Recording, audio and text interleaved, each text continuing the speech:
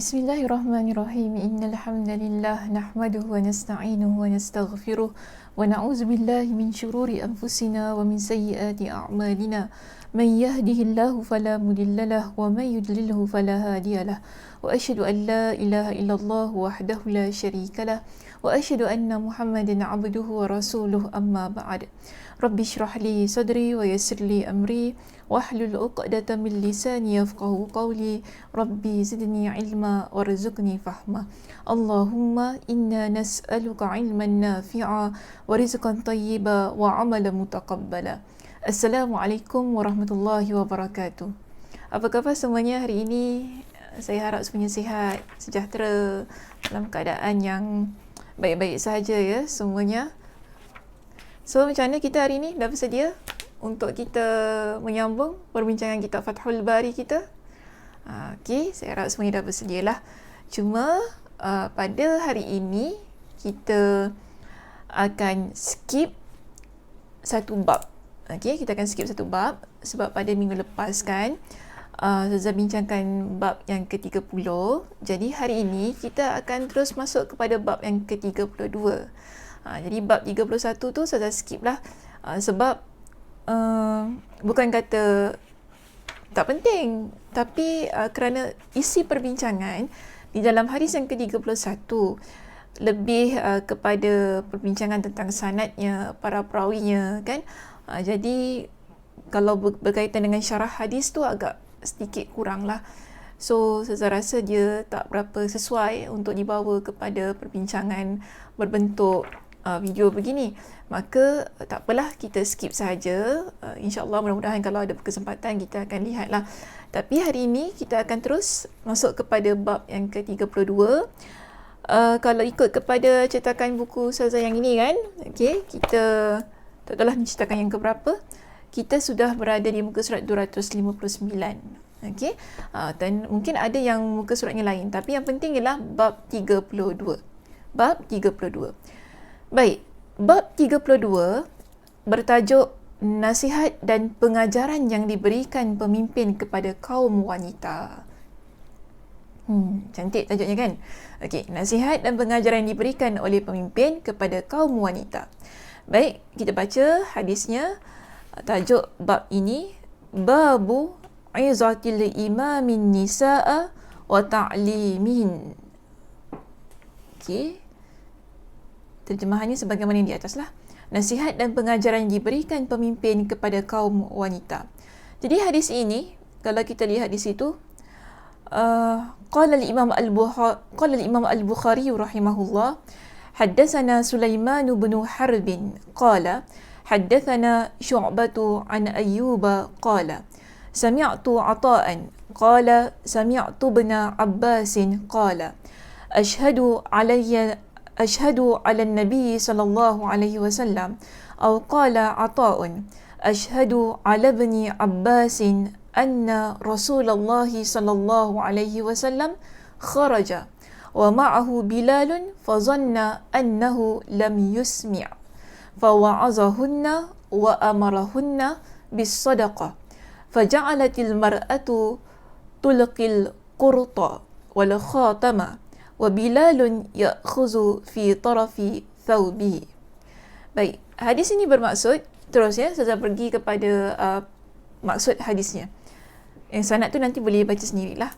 Baik, di sini Ata' berkata, aku bersaksi bahawa Ibn Abbas berkata bahawasanya Rasulullah sallallahu alaihi wasallam pergi dan Bilal menyertai beliau. Kerana menurut perkiraan beliau, suaranya tidak didengar. Lantas, beliau menasihati kaum wanita dan memerintahkan mereka untuk bersedekah. Maka, kaum wanita itu pun melemparkan anting-anting dan cincin mereka. Sementara Bilal mengambilnya dengan menggunakan hujung pakaiannya. Okay, so ini adalah peristiwa yang berlaku pada masa itu.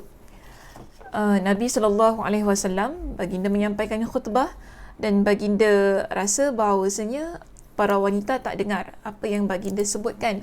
Jadi baginda pun pergilah kepada mereka dan baginda memberikan nasihat dan juga pengajaran tentang sedekah kepada mereka. Okey, baik. Hadis ini banyak diriwayatkan oleh Imam Al-Bukhari pada bab-bab yang lain.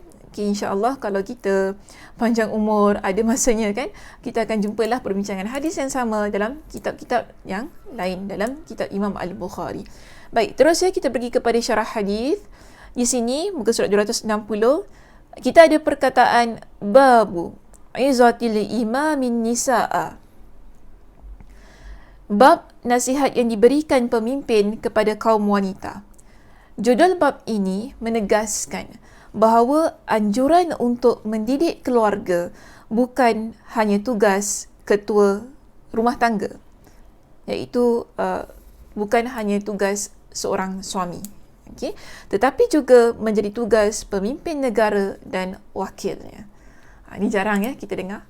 Tapi di sini dalam hadis ini ingin mengajarkan kepada kita bahawa tugas memberi nasihat ini dia bukan hanya tugas ketua keluarga, tetapi bila seseorang itu dipanggil sebagai seorang pemimpin, maka dia juga memiliki autoriti dan juga tanggungjawab untuk memberikan nasihat kepada keluarga-keluarga yang ada di bawah pemerintahannya. Jadi ini yang dilakukan oleh Nabi SAW. Jadi sebab itu Nabi SAW menasihati kaum wanita. Yang selalu kita katakan tugas mendidik orang isteri ni adalah suami, kan? Selalu kita kata demikian. Tapi bila seorang pemimpin itu bila seseorang diangkat sebagai seorang pemimpin, maka dia memiliki tanggungjawab juga untuk memberikan nasihat kepada orang-orang yang di bawahnya, dan antaranya ialah para wanita. Okey, baik, terus. Kata nasihat di dalam topik ini iaitu izatun di dalam bab yang diletakkan itu tadi kan, diambil dari sabda Nabi SAW daripada perkataan baginda, daripada perkataan yang disebutkan dalam hadisnya, fa wa'azahunna, maka beliau pun menasihati mereka. Dan isi nasihat di dalam hadis ini, sebab hadisnya sebenarnya ada panjang, ada perbincangan hadis yang lebih panjang nanti. Nanti saya bentangkanlah beberapa hadis yang hampir sama untuk memberikan jalan ataupun jalan periwayatan yang lebih lengkap sebenarnya berkenaan apa hadis yang ingin disampaikan oleh Nabi SAW. Okey, tapi kalau di sini diberikan sedikit sahaja kepada kita tentang apa yang disampaikan Nabi SAW kepada kaum wanita pada masa itu. Jadi Nabi SAW ada menasihatkan mereka, iaitu Nabi kata apa kepada mereka? Inni ra'aitukunna akthara ahlin nar lianna kunna tukthirna al-la'na wa takfurna al-ashir. Iaitu sesungguhnya aku melihat kalian menjadi majoriti penghuni neraka kerana kalian sering mengucapkan laknat dan mengingkari kebaikan suami. So ada dua perkara lah yang menyebabkan wanita ni menjadi majoriti di kalangan ahli neraka. Okay, tak apa, relax dulu ya. Orang perempuan jangan marah-marah. Orang lelaki pun jangan suka sangat kan dengan hadis ini. So nanti saya akan jelaskanlah apa sebenarnya yang cuba Nabi SAW sampaikan, tidak kira sama ada kepada kaum lelaki ataupun kepada kaum wanita, melalui satu hadis yang kita bincangkan dalam bab yang ke-32 ini. Okey, so tenang, jangan marah-marah dulu. Baik, terus ya kita lihat di sini. Bila Nabi SAW menyebutkan tentang hal itu ya, dikatakan bahawasanya kalau rujuk kepada muka surat yang seterusnya, Nabi dijelaskan oleh Imam Ibn Hajar Al-Asqalani dalam kitab Fathul Bari di sini, beliau mengatakan bahawasanya ada pun mengenai anjuran memberikan pengajaran. Jadi dalam hadis ini ada dua perkara yang perlu dilakukan oleh seorang pemimpin, iaitu satu, memberikan nasihat, kedua ialah memberikan pengajaran. Jadi ada nasihat dan pengajaran. Nasihat daripada perkataan Nabi fa'wa'azahunna, dan manakala pengajaran daripada perkataan Nabi wa amarahunna. Sebab itu ketika Imam Ibn Hajar beliau menjelaskan hadis ini kan, dia mensyarahkan hadis ini, dia kata apa? Berkenaan dengan anjuran memberikan pengajaran itu sebenarnya diambil dari sabda Nabi SAW, wa amarahunna bis sadaqah. Lantas baginda pun memerintahkan para wanita untuk bersedekah. Okey, Dan ini merupakan satu bentuk pengajaran yang ingin Nabi berikan kepada kaum wanita bahawa sedekah dapat menghapuskan dosa-dosa mereka. Okey, sedekah dapat menghapuskan dosa-dosa mereka. Tidak kira sama ada lelaki ataupun perempuan.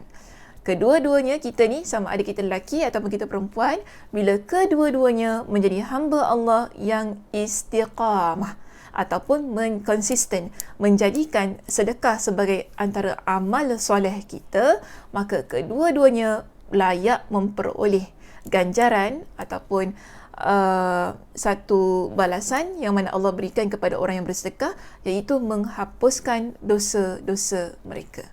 Maknanya bukan hanya untuk wanita sahaja. Kerana banyak di sana hadis-hadis yang umum menunjukkan bahawasanya sesiapa saja, tak kira di kalangan kita sama ada lelaki ataupun perempuan, yang bersedekah, yang ikhlas kerana Allah, sedekahnya itu tadi kan diterima oleh Allah Subhanahu Wa Taala, dan Allah Subhanahu Wa Taala akan menghapuskan dosa-dosanya. Itu ada dalilnya dalam Al-Quran dan juga dalam hadis Nabi sallallahu alaihi wasallam. Ada banyak. Okey, baik. Seterusnya, kita lompat terus kepada perkataan wa ma'ahu Bilalun. Okey, jumpa tak perkataan di situ? Perkataan wa ma'ahu Bilalun. Ada dua perenggan yang saya skip lah dalam kitab ini. Terus saya masuk kepada perkataan wa ma'ahu Bilal. Maksudnya, dan Bilal menyertai Nabi. Maknanya ketika Nabi keluar bertemu dengan sekelompok wanita pada masa itu kan, di sini bersama-sama dengan Nabi adalah Bilal. Jadi Bilal teman Nabi jumpa dengan kaum wanita pada masa tersebut. Jadi itu yang menyebabkan bila Nabi menyampaikan nasihat itu tadi kan kepada kaum wanita, dan kemudian mereka pun memberikan sedekah. Sedekah-sedekah itu diletakkan di pakaian Bilal, iaitu di hujung pakaian Bilal. Kalau dilihatlah kepada hadis yang tadi kembali. Baik, seterusnya kita juga ada perkataan Al-Qurta. Al-Qurta itu apa dia? Al-Qurta adalah maksudnya anting-anting. Okey, yang dipakai. Tak nampak lah Ustazah pakai anting-anting ke tak? Tak nampak. Pakai ribbon adalah. Tapi anting-anting tak nampak lah kan? Tapi memang saya pun tak suka pakai anting ni sebab leceh, rimas. Okay? Tapi di sini Al-Qurta maksudnya ialah anting-anting. Maknanya adalah benda melingkar ataupun kita kata perhiasan yang melingkar yang dikenakan di hujung telinga. Okey, kan di hujung telinga. Jadi ini kita panggil dalam bahasa Arab sebagai al-qurta. Baik, sampai situ saja perbincangan dalam hadis ini yang ingin Saza bacalah dalam kitab Fathul Bari ini, sebab yang selebihnya ia berkaitan tentang sanadnya, tentang perawinya kan. Saya rasa tak perlulah untuk kita bincang dengan panjang lebar di dalam perkongsian kita, yang kalau boleh pun saya tak nak panjang lebar sebab nanti takut yang dengar pun bosan kan. Okay. Jadi tak apa. So, kita masuk. Tadi saya janji kan, kita nak pergi kepada satu demi satu riwayat hadis ini supaya kita lebih jelas tentang apa sebenarnya yang berlaku pada masa tersebut. Baik, hadis ini juga diriwayatkan oleh Imam Al-Bukhari dalam bab-bab yang lain. Dan juga bukan hanya kalau kita lihat dalam kitab ini, bab yang ke-32 dalam kitab Al-Ilm. Hadis ini diriwayatkan oleh Ibn Abbas. Okay, dan juga Atha tadi. Dan ada hadis yang lain, hadis yang sama, jalan penceritaannya, tetapi diriwayatkan oleh Abu Sa'id Al-Khudri. Okay, diriwayatkan oleh Abu Sa'id Al-Khudri. Maknanya beliau menceritakan kisah yang sama tentang apa yang berlaku pada masa itu. Namun, di sini, Abu Sa'id Al-Khudri dalam periwayatannya menunjukkan kepada kita ataupun menceritakan kepada kita bila masanya hadis ini disampaikan oleh Nabi sallallahu alaihi wasallam kepada kaum wanita. Kan? Tekak kering saya. Kaum wanita. Jadi, kita lihat begini. Dalam hadis yang diriwayatkan oleh Abu Sa'id Al-Khudri, hadisnya masih lagi diriwayatkan oleh Imam Al-Bukhari. Okey, di situ disebutkan kharaja Rasulullah sallallahu alaihi wasallam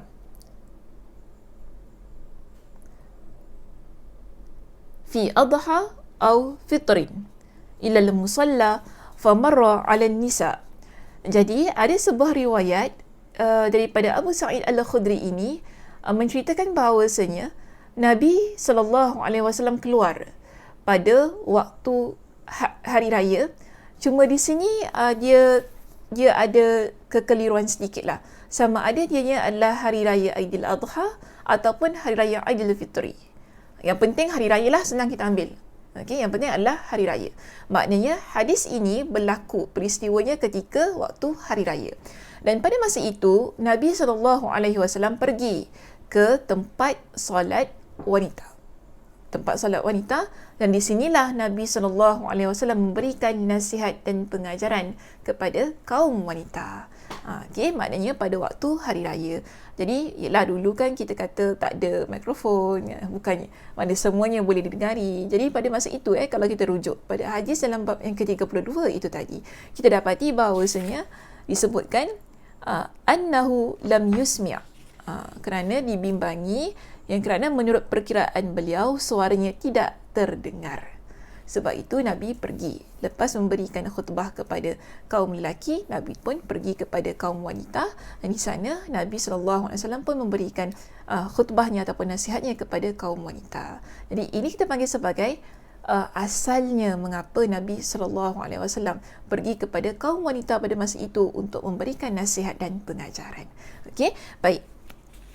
Jadi pada masa itu dalam riwayat Abu Sa'id Al-Khudri ini disebutkan dengan hadisnya yang lebih lengkap kalau nak dibandingkan dengan apa yang ada pada hadis yang dalam bab 32 kita ini. Okey, dalam hadis itu disebutkan bahawasanya Nabi SAW bersabda, ya ma'syaran nisa, Nabi kata kepada wahai kaum wanita, tasaddaqna, hendaklah kalian bersedekah, fa inni uritukunna aktsara ahlin nar, sesungguhnya aku diperlihatkan kepada aku bahawasanya kalian adalah yang paling ramai di dalam api neraka.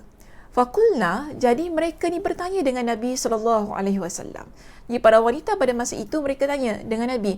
Biasalah kan kita ni orang perempuan, bila ditanya atau bila disebutkan tentang satu perkara, kita ni mesti ada curiosity kita punya nak tahu kan kenapa pula tiba-tiba kita ni di kalangan ahli neraka yang paling ramai. Jadi pada masa itu biasalah orang perempuan mesti nak tanya kan. Jadi faqulna, mereka pun bertanya, wa bima ya Rasulullah, kerana apa kami ni tergolong di kalangan yang paling ramai di dalam api neraka. Jadi Nabi pun berkata sebagaimana yang kita dapati dalam hadis yang dibawakan oleh Imam Ibn Hajar dalam syarahnya tadi, iaitu Nabi kata kepada mereka, qala tukthirnal la'na wa takfurnal ashir, kalian banyak melaknat dan juga kalian banyak mengkufuri nikmat pemberian yang diberikan oleh suami kalian kepada kalian. Ini yang Nabi SAW maklumkan kepada wanita yang bertanya. Okey, baik. Kita pergi kepada riwayat yang ketiga. Tadi yang pertama, riwayat yang pertama ialah dalam bab yang 32. Okey. Riwayat yang kedua, saya ambil tadi riwayat Abu Sa'id Al-Khudri. Riwayat yang ketiga di sini saya nak ambil riwayat daripada Zainab. Maknanya ada juga wanita yang pada masa itu dia menceritakan semula, menyampaikan semula apa yang Nabi SAW dengar. Apa yang Nabi SAW sampaikan kepada mereka. Dengar pula. Apa yang Nabi SAW sampaikan kepada mereka. Jadi antaranya yang menjadi saksi kepada khutbah ataupun penyampaian yang Nabi SAW berikan pada hari itu, ingat ya, pada hari raya. Okay, pada hari raya ialah Zainab, isteri kepada Abdullah ibn Mas'ud. Isteri kepada Abdullah ibn Mas'ud ini, dalam riwayat ini riwayat Imam Muslim, ada juga diriwayatkan oleh Imam Al-Bukhari juga ya hadisnya, iaitu apa kata Zainab radhiyallahu an, iaitu isteri kepada Abdullah ibn Mas'ud radhiyallahu an di situ, khatabana Rasulullah sallallahu alaihi wasallam, Nabi Rasulullah sallallahu alaihi wasallam telah memberikan khutbah kepada kami. Faqal, Nabi pun menyebutkan, bersabda, ya ma'syaran nisa tasaddaqna walau min huliyikunna. Nabi pesan kepada kami, wahai kaum wanita, hendaklah kalian bersedekah walaupun dengan perhiasan kalian. Sebab itu tadi kan dalam hadis yang pertama yang diriwayatkan oleh siapa? Ibn Abbas.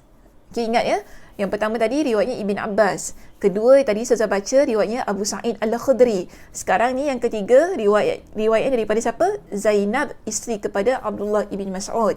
Okay, so kalau kita rujuk balik kepada hadis yang pertama, riwayat siapa tadi? Ibn Abbas. Kita dapati setelah Nabi SAW menyampaikan nasihatnya tadi kan dengan sedekah. Mereka kaum wanita mensedekahkan anting-anting dan juga cincin mereka. Betul tak? Okey. Jadi di sini bila Zainab radhiyallahu anha, isteri kepada Abdullah ibn Mas'ud radhiyallahu anhu itu tadi, dia menyampaikan hadis ini, dia menceritakan hadis ini, dia kata Nabi pesan kepada kami ataupun Nabi memberikan khutbahnya kepada kami dengan mengatakan bersedekahlah walaupun dengan perhiasan kalian. Okay? Walaupun dengan perhiasan kalian. Sebab itu dalam hadis yang pertama mereka memberikan cincin dan juga anting-anting mereka, yang mana Bilal letakkan di hujung pakaiannya ketika dia collect sedekah yang diberikan oleh kaum wanita tu tadi. So di sini ayat yang digunakan oleh Zainab ialah huli, iaitu perhiasan, min huli kunna, daripada perhiasan-perhiasan kalian. Kerana apa? Sekali lagi masih lagi ceritanya sama, iaitu Nabi pesan kepada kaum wanita pada masa itu. Yang ini Nabi kata fa inna kunna akthar ahli jahannam yaumal qiyamah. Sekali lagi Nabi tekankan bahawasanya kalian adalah yang paling ramai dalam neraka Jahannam pada hari kiamat. Baik, itu adalah riwayat yang ketiga. Saya pergi kepada riwayat yang keempat. Saya nak buat 4 sajalah riwayat pada hari ini, okay? Supaya tak confuse kita. Baik, so kita pergi kepada riwayat yang keempat. Riwayat yang keempat adalah riwayat Ibn Umar. Riwayat Ibn Umar, yang mana dalam riwayat Ibn Umar ini ceritanya masih sama. Okay, hadisnya masih sama. Itu diriwayatkan oleh Imam Muslim. Cuma ada satu lagi cara yang Nabi SAW ajarkan kepada kita bagaimana untuk menyelamatkan diri kita daripada api neraka itu tadi. Okay? Dalam riwayat Ibn Umar, iaitu Abdullah ibn Umar. Abdullah ibn Umar ni anak kepada Umar bin Khattab.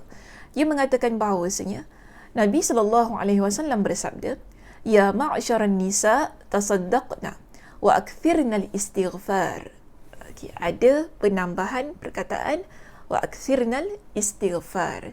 Kalau tadi kan riwayat yang pertama, kedua, ketiga. Okay, riwayat pertama daripada siapa sekali lagi? Saya tanya. Boleh jawab tak? Ingat tak? Confused. Okay, baik. Pertama, Ibn Abbas. Kedua, riwayat Abu Sa'id Al-Khudri. Ketiga, riwayat Zainab radhiyallahu anha, isteri kepada Abdullah ibn Mas'ud radhiyallahu an. Jangan confuse ya, Zainab ni ada ramai. Takut-takut nanti kata Zainab isteri Nabi pula. Tapi ini bukan Zainab isteri Nabi. Dia adalah isteri kepada Abdullah ibn Mas'ud. Dan kita masuk kepada riwayat yang keempat, iaitu riwayat Ibn Umar. Dalam riwayat yang pertama, kedua, ketiga, tidak disebutkan tentang memperbanyakkan istighfar.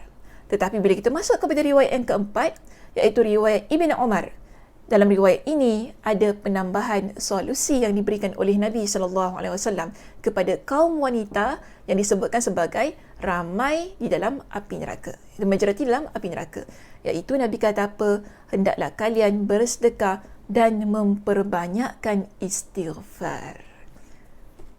Ada 2 perkara yang Nabi SAW ajarkan kepada kita kaum wanita, iaitu pada asalnya diajarkan kepada kaum wanita pada zaman Nabi SAW, dan ianya juga untuk kita lah juga pada hari ini, iaitu Nabi pesan banyakkan sedekah.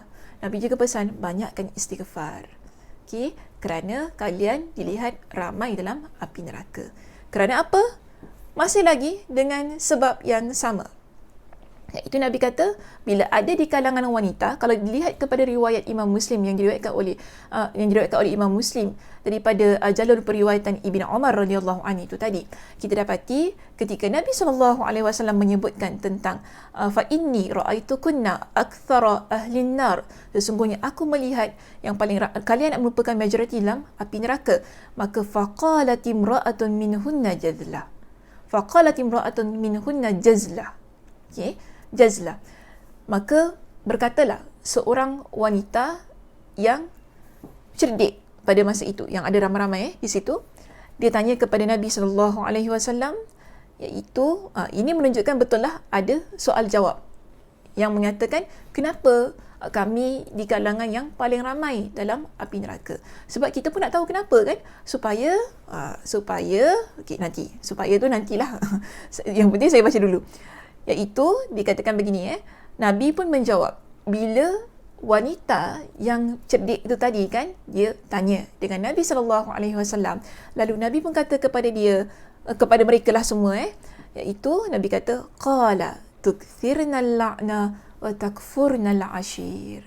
Masih lagi dengan sebab yang sama Nabi SAW berikan kepada kita. Iaitu Nabi kata apa? Kerana kalian ini banyak melaknat dan juga kalian banyak mengkufuri nikmat yang suami kalian berikan. Apa maksud mengkufuri nikmat yang suami kalian berikan? Kalau banyak melaknat ni ialah kita tak jaga lidah kita kan. Laknat itu, laknat ini, komen sana, komen ini, kritik sana, kritik sini. Orang perempuan biasalah banyak mulut. Jadi mulut ni kena jaga, lisannya kena jaga. Dan bukan kita kata orang perempuan sajalah banyak mulut, lelaki pun ada juga banyak mulut kan. Jadi kalau lelaki banyak mulut pun dia pun kena jaga mulut dia. Bukan tak bermakna kalau dia tu boleh cakap banyak juga yang menyebabkan boleh menyakitkan hati orang lain, laknat orang lain kan. Kalau dia pun sama mengamalkan bukan mengamalkan lah, kalaupun dia lidahnya tak jaga, sama juga dia pun akan masuk api neraka sedemikian. Maknanya kita masing-masing samalah. Cuma di sini kerana tadi kan perenggan awalnya Nabi sebutkan wanita tu ramai yang masuk api neraka dan nak dilinkkanlah, nak dikaitkan dengan kita. Kenapa? Kerana satu ialah lidah kita yang banyak melaknat, banyak cakap benda-benda yang tak baik kan, maki hamun dan sebagainya. Okay. Ataupun kita kena fahamlah di sini maksud laknat tu ialah mungkinlah kan kita boleh kata kalau sekarang ni ramai orang laknat tu menerusi penulisan. So itu juga antara penyebab lah. Penulisan ni maksudnya kita biasalah kita kan type sana, type sini, dekat phone kita buat apa? Status, upload satu status yang melaknat ataupun memaki hamun seseorang. Ini perkara yang seharusnya dielakkan. Ini kita panggil sebagai laknat zaman moden. Boleh tak cakap gitu? Boleh lah kan? Laknat zaman moden lah. Sebab dia laknat tu dia tak guna lidah dia, tapi dia guna jari dia untuk menaip di laman sosial. Okay, sebab tu nama dia sosial tak? Tak adalah. Baik. So kita lihat begini. Bila Nabi SAW katakan, yang pertama tadi kan kerana wanita banyak melaknat. Kedua ialah kerana wanita mengkufuri nikmat yang diberikan oleh suaminya. Apa yang dimaksudkan dengan mengkufuri nikmat yang diberikan oleh suami? So ini bagi saya kedua belah pihak, sama ada lelaki dan perempuan, kena faham supaya orang lelaki tidak menggunakan hadis ini untuk mencela isterinya ataupun konon-konon untuk memberikan pengajaran kepada isteri dengan membacakan hadis ini, beritahu kepada isteri tentang hadis ini. Maksudnya kedua belah pihak kena faham betul-betul apa yang dimaksudkan dengan tidak berterima kasih ataupun tidak mensyukuri nikmat yang suami kalian berikan. Baik, dalam hadis ini, dalam sebuah hadis yang lain, di kalangan sahabat pernah bertanya dengan Nabi SAW. Hadis ini diriwayatkan oleh Imam Al-Bukhari dan juga Imam Muslim. Pernah ditanya kepada Nabi SAW, kenapa wanita itu di kalangan yang paling ramai dalam api neraka? Adakah mereka di kalangan api neraka? Jadi Nabi SAW pun menjawab. Nabi kata apa? Bikufrihinna, kerana kekufuran mereka. Jadi para sahabat di kalangan lelaki ini tanya kembali kepada Nabi, adakah mereka yakfurna billah? Faqala qila yakfurna billah. Maka ditanyakan kepada Nabi, adakah mereka wanita-wanita ini mereka mengkufuri Allah Subhanahu wa taala? Tapi apa kata Nabi SAW? Takfurnal ashir. Takfurnal ashir yakfurnal ashir wa yakfurnal ihsan wanita-wanita itu mereka mengkufuri nikmat pemberian suami mereka dan mereka juga mengkufuri keihsanan yang ada. Keihsanan yang ada. Maksud mengkufurinya ialah tidak berterima kasih lah tadi. Okey? Ataupun meremehkan pemberian suami kepada mereka. Dan contohnya Nabi SAW berikan dalam hadis ini. Nabi kata apa? Lau ahsanta ila ihdahunna ad-dahra thumma ra'at minka syai'an qalat ma ra'aitu minka khairan qat. Maksudnya Nabi jelaskan kepada para sahabat, kalau kalian buat baik kepada mereka dalam masa setahun, kemudian tiba-tiba dalam masa setahun itu ada satu perkara yang mereka lihat ada kekurangan lah, ataupun kalian tak mampu untuk berikan kepada mereka. Tapi apa kata mereka? Engkau tak berikan satu kebaikan pun kepada aku. Okay? Engkau tidak berikan satu kebaikan pun kepada aku. Ini dia menafikan nikmat ataupun pemberian yang suami berikan kepada dia. Sebab itu dia kata dengan perkataan yang sedemikian. Okey, baik. Saya berbalik kepada persoalan yang tadi saya ada utarakan, iaitu adakah hadis ini boleh dijadikan sebagai satu dalil untuk kita sebagai kaum lelaki mencela kaum perempuan, untuk menakut-nakutkan kaum perempuan dengan pemberian-pemberian yang kita berikan kepada mereka. Adakah wajar sedemikian? Sebab kadang-kadang kes-kes begini berlaku di dalam rumah tangga. Apabila pihak lelaki menggunakan hadis ini untuk menundukkan ataupun untuk kita panggil bukan menyenyapkan, untuk tidak membenarkan isteri mereka bersuara terhadap hak-hak mereka. Okey, apa kata mereka? Contohnya lah kan, mungkin mereka kata, saya dah bagi awak itu, bagi awak ini, terima saja tak? Jangan cakap apa-apa. Jangan jadi ahli neraka. Bolehkah kita cakap sedemikian? Tidak. Tujuan hadis ini bukan begitu. Jadi jangan disalahgunakan hadis ini. Betul, hadis ini adalah untuk memberikan pengajaran kepada kaum wanita.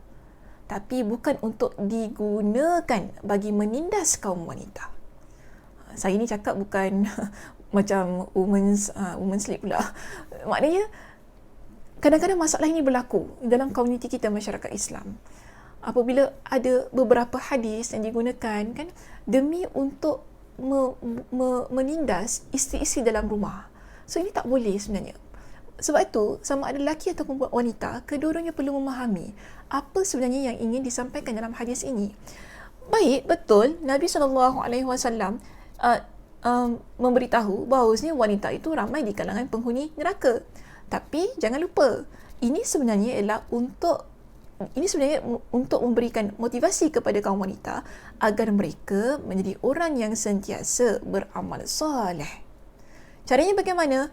Ialah bersedekah dan juga memperbanyakkan istighfar.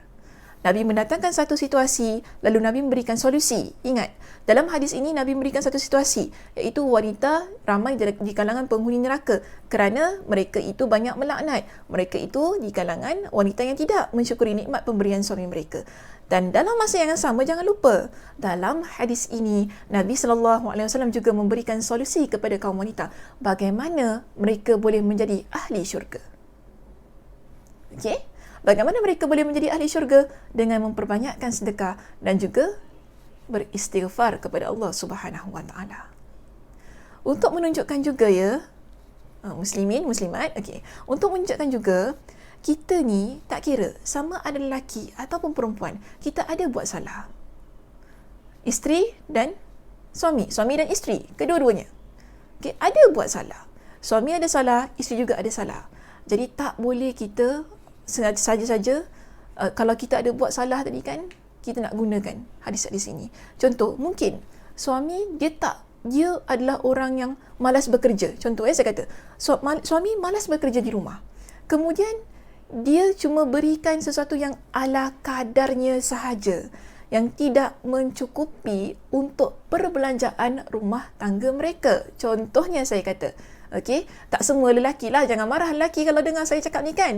Maknanya tak semua lelaki begitu, tapi ada lelaki yang sedemikian. Yang mana kadang-kadang di sini isteri tampil ke hadapan memberikan nasihat kepada suami itu tadi. Dia cakap kan, kenapa awak tak kerja? Kenapa awak tak cuba lebih bekerja keras untuk supaya kita dapat satu ekonomi yang boleh menampung rumah tangga kita dengan lebih mantap. Anak-anak nak sekolah, ada anak yang perlu diberikan makan, kan kita pun ada bil yang perlu dibayar. Kalau cuma nak harapkan isteri sendiri bekerja keras tak mencukupi. Yang seharusnya suami itu tadilah kan yang bekerja keras. Jadi di sini bila isteri tampil ke hadapan, mungkin isteri itu cuma nak suami sedar dengan tanggungjawabnya.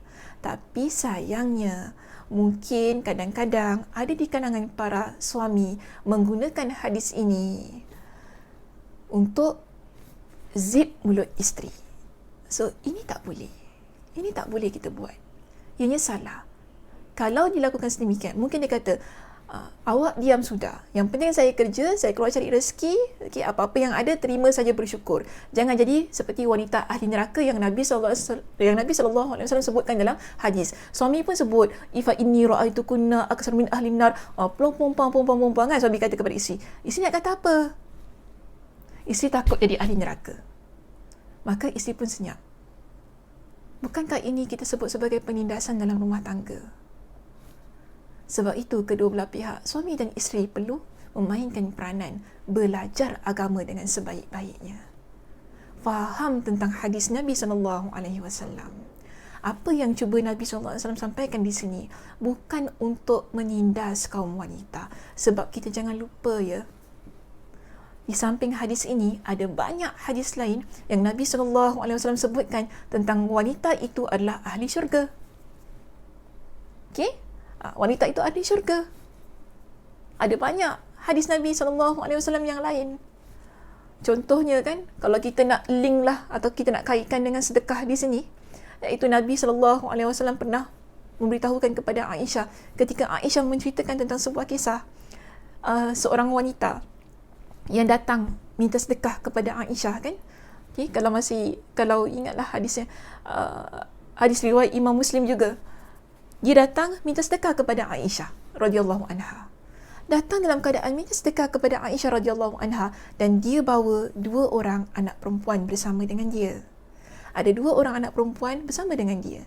Dan pada masa itu Aisyah cuma ada 3 biji kurma untuk didermakan kepada wanita tersebut. Jadi, wanita ni ambil. Alhamdulillah, dia ambil. 3 biji kurma itu, sebiji diberikan kepada anaknya yang seorang, sebiji lagi diberikan kepada anaknya yang seorang. Dan tinggal sebiji lagi kan, untuk dirinya. Wajar untuk dirinya, untuk dia makan. Okay? Tapi, ketika dia nak memasukkan kurma itu ke dalam mulutnya untuk dia makan, apa yang berlaku?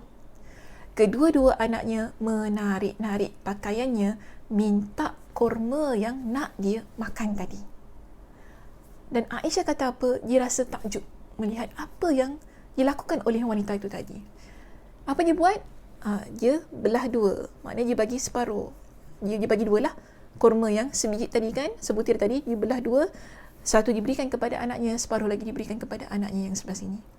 Dan dia tak makan. Hal itu diceritakan kepada Nabi SAW. Lalu apa kata Nabi? Sesungguhnya Allah Subhanahu Wa Taala mewajibkan kepadanya dengan syurga. Dan Allah Subhanahu Wa Taala membebaskannya daripada api neraka. Bukankah itu contoh bahawasanya wanita itu juga adalah di kalangan ahli syurga? Dan Nabi SAW dalam sebuah hadis yang diriwayatkan oleh Imam Ahmad dengan sanad yang sahih, kan hadis itu Nabi ada kata apa? Wanita yang mana ini kita panggil, selalu orang kata wanita ni senang nak masuk syurga. Betul tak? Kerana bila dia buat iza salatil mar'atu khamsaha wa shamat syahraha wa salat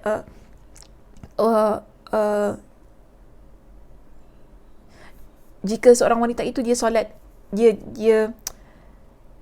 iza salatil mar'atu khamsaha, jika seorang wanita itu dia solat 5 waktunya, wa shamat syahraha, dia berpuasa di bulan Ramadan kan, kita pun nak masuk bulan Ramadan ni kan, dah habis kau puasa belum? Dia berpuasa di bulan Ramadan, kemudian menjaga farajnya, taat kepada suaminya. Okey, 4 perkara ini apa yang akan dikatakan kepada dia? Masuklah ke mana-mana pintu syurga yang dia kehendaki.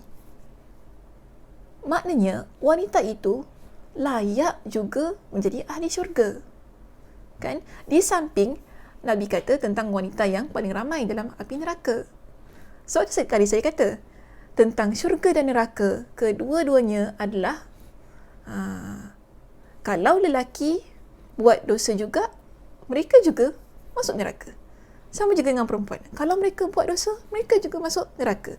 Jadi tidak ada kita kata bias gender ke berat sebelah ke, kan agama Islam ni berat sebelah ke apa. Tidak, bukan begitu. Tapi agama Islam ingin mengajarkan kepada kita, kalau kita ada satu kebiasaan yang kita lakukan. Contoh kan, dalam hadis ini, wanita kebiasaannya memang mulutnya banyak. Okay, sebab tu banyak kali dalam kuliah saya kata, kita ni orang perempuan gunakan kelebihan yang Allah berikan dengan mulut yang banyak ini untuk perkara-perkara yang baik. Jangan kita gunakan untuk perkara-perkara yang tidak baik. Itu yang menjadi kerugian bagi diri kita. Sedangkan apa yang Allah berikan adalah satu bentuk kelebihan. Jadi kelebihan itu perlu dimanfaatkan kepada satu ruang yang baik. Okey, bila digunakan pada satu ruang yang baik, insya-Allah dia akan mendatangkan ganjaran pahala dan akhirnya kita menjadi ahli syurga. Tapi kebiasaan kita orang perempuan, bila mulutnya banyak, kadang-kadang banyak cakap, dia cakap benda-benda yang tak baik, menyakitkan hati orang lain. Itu problem dia, kan? Sebab itu di sini kalau kita rujuk kepada poin yang kedua tadi, kan, tentang wanita yang mengkufuri nikmat yang diberikan oleh suaminya, kita tak nafikan ada juga wanita yang sedemikian, kan? Ada juga wanita yang sedemikian. Kalau kita bukan wanita yang sedemikian, alhamdulillah lah, masya-Allah tabarakallah, saya kata. Maknanya kita bukan begitu, insya-Allah lah kita wanita penghuni syurga. Tapi ada wanita yang terlupa. Kerana dia tak sabar dengan kekurangan yang ada pada suaminya. Yang mana suaminya ini, kita kata suaminya adalah suami yang bertanggungjawab, bekerja siang dan malam, keluar mencari nafkah, mencari rezeki, berikan segala kelengkapan kepada isterinya. Cuma kadang-kadang, biasalah ya kita ni orang perempuan, kita ni ada banyak sangat keinginan. Dan bagi saya kebanyakan masanya dan selalunya, suami yang soleh, suami yang betul-betul menjalankan tanggungjawabnya, dia akan berikan keperluan-keperluan yang diinginkan oleh isteri. Kalau betul-betul suami yang soleh tadi, kan. Dan kita sebagai isteri kadang-kadang ada keinginan-keinginan yang tak dapat diberikan oleh suami. Dan ada juga di kalangan isteri yang apabila suaminya masya-Allah tabarakallah, suaminya soleh, suaminya bekerja siang dan malam, memberikan setiap ataupun semua kelengkapan-kelengkapan dalam rumah tangga, nafkah semua diberikan kepada isterinya. Anak-anak persekolahan, anak-anak semua disediakan. Tapi ada di kalangan isteri mungkin dia inginkan sesuatu. Contohlah katakan kita nak beg LV. Kita nak beg LV. Tapi beg LV tu berapa kan harganya, faham kan? Mahal beg tu. Mungkin 1,000, 2,000 ke apa kan. Suami kata tak boleh yang, abang tak boleh nak beri. Sebab mahal sangat. Duit tu nak diperuntukkan untuk benda-benda yang lain. Kita marah. Pada masa ini kita lupa pemberian-pemberian yang telah suami kita berikan kepada kita. Akhirnya kita kata apa? Awak ni tak hidung masin. Kata kan? Awak tak hidung masin lah, awak ni pelokek. Pelokek lah awak ni. Selama ni satu benda pun awak tak pernah berikan kepada saya. Tapi bukankah selama ini dia berikan macam-macam kepada kita? Okeylah, dulu ada orang kata kepada saya, tapi sekarang Ustazah, kita husband and wife kerja. Tak sepenuhnya suami tu bagi pada kita. Lagi-lagi kita dekat Singapura ni, rumah bersama, yang mana seharusnya asalnya suami lah yang bayar, kan. Tapi kita sama-sama bayar dengan suami kita. Bil api air pun kadang-kadang pun kita share bayar. So benda kita share, Ustazah. Tapi kena ingat ya wanita yang namanya muslimah, beriman kepada Allah. Walaupun kita share dengan suami kita, kita bayar juga itu dan ini bersama dengan suami kita. Dan kena ingat juga dalam keadaan suami kita sama-sama bekerja sama dan bekerja keras dengan kita, sama-sama. Jangan kita merendahkan martabat seorang suami. Jaga akhlak kita, jaga penuturan kita. Mungkin ada kelemahan-kelemahan juga yang suami tak dapat nak berikan. Dalam keadaan dia sendiri berusaha keras, bekerja keras. Okay? Kita ni jangan kita gunakan, mentang-mentang kita ni pun dah sama-sama bekerja sama-sama dengan suami tadi, kan.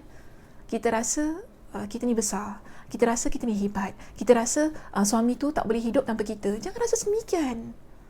Suami tetap suami yang layak dan wajar diberikan penghormatan dan ketaatannya kepada dia. Sebab itu adalah kewajipan kita sebagai seorang isteri.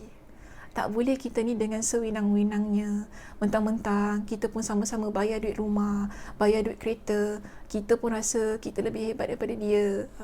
Kita mula merendahkan martabatnya sebagai seorang suami. Ini tak dibenarkan dalam agama kita. Tak dibenarkan. Okey? Jadi maknanya itu masing-masing lah kena faham peranan masing-masing, dan masing-masing juga kena faham jaga syurga masing-masing. Okey? Jaga syurga masing-masing. Masing-masing juga suami dan isteri kena jaga. Suami jaga isteri, isteri jaga suami. Kalau suami ada nampak isteri lakukan perkara-perkara yang boleh menjerumuskannya ke dalam neraka Allah, berikan pesanan dengan baik. Jangan kita menindas. Jangan kita menjatuhkan maruah dia. Sama juga dengan isteri. Kalau kita ada nampak suami ada buat perkara-perkara yang menyebabkan boleh dia masuk ke dalam neraka, nasihat juga dengan baik. Kan? Gunakan komunikasi yang baik. Jangan merendahkan martabatnya sebagai seorang suami. Sebab tu kadang-kadang kita ni silap kan, bila kita buat perkara-perkara yang saling merendahkan maruah antara satu dan yang lain. Bila kita ni suami dan isteri, kita kena angkat sama-sama. Okey? Kedua-duanya kena saling membantu untuk pergi ke jannah. Sebab tu kita kata apa? Rumahku syurga kau kan? Maknanya ada peranannya di situ. Peranan kedua-dua belah pihak. Suami memainkan peranan untuk membimbing isteri masuk ke dalam syurga Allah, dan isteri juga perlu sama-sama memberikan motivasi kepada suami agar bersama-sama masuk dalam syurga Allah Subhanahu Wa Taala. Ini baru tepat kita kata tunggu aku di pintu syurga. Okey? Baik. So di sini ya, saya nak tutup hadis ini dengan pengajaran-pengajaran yang boleh kita ambil daripada perbincangan hadis bab yang ke-32. Iaitu pertama, ialah dalam hadis ini ya, kalau kita lihatlah pada muka surat 262 pada perintah yang terakhir sekali, disebutkan bahawasanya dalam hadis ini, yang pengajaran yang boleh diambil ialah bolehnya bersedekah secara langsung. Maksudnya boleh kita sedekah orang nampak lah, tak jadi masalah. Kan, orang nampak. So di situ kan tadi dalam hadis ni kita nampak wanita-wanita tersebut mereka bersedekah dengan anting-anting dan cincin mereka, yang mana Bilal letakkan sedekahnya di atas bajunya. Mari situ orang lain nampak. So boleh, tidak menjadi masalah. Okay, yang penting masing-masing jagalah diri masing-masing agar jangan ada hal-hal yang boleh menimbulkan riak. Okey, baik. Kedua ialah sedekah seorang wanita dari harta peribadinya tidak memerlukan izin dari suaminya. So kita ni kalau ada duit kita sendiri kan, bila kita nak bersedekah tak perlulah kita minta izin dengan suami kita, sebab itu harta kita. So sedekah sajalah, tak perlu nak WhatsApp dulu, nak minta izin kan. Yang boleh tak nak sedekah dekat masjid, boleh tak I nak transfer online, boleh tak I nak pay now dekat Masjid Yusof Ishak, macam gitu kan. Tak perlulah kita minta izin. Kalau tu duit kita, sedekah sahaja. Sebagaimana ditunjukkan dalam hadis itu tadi kan, para wanita pada masa itu, adakah mereka minta izin terlebih dahulu kepada suami-suami mereka? Tidak. Bila Nabi SAW memberikan nasihat kepada mereka tentang bersedekah, mereka pun terus bersedekah. Okay, tanpa nak minta izin dan sebagainya. Baik, yang ketiga dan yang terakhir ya di sini. Sedekah itu dapat menghapuskan banyak dosa. Ini umum, tak kira untuk lelaki dan wanita. Bila kita bersedekah, maka sedekah itu dia boleh menghapuskan dosa-dosa kita. Dan dosa yang kita lakukan, dia akan memberi dia merupakan punca kita masuk ke dalam neraka Allah Subhanahu Wa Taala. Jadi bagaimana bila kita setelah melakukan dosa kan, kemudian kita bertaubat kepada Allah, bersedekahlah sebanyak-banyaknya. Dia merupakan perkara yang tidak merugikan untuk kita dunia dan akhirat. Baik, itu sahaja untuk hari ini semuanya. Okay, mudah-mudahan kita dapat manfaat daripada perbincangan kita pada hari ini. Dan insya-Allah kita jumpa pada minggu hadapan untuk sesi perbincangan yang seterusnya pada hadis yang ke-33. Okey, insya-Allah. Baik, saya tutup dengan tasbih kafarah. Subhanakallahumma wa bihamdika asyhadu an la ilaha illa anta astaghfiruka wa atubu ilaik. Assalamualaikum warahmatullahi wabarakatuh.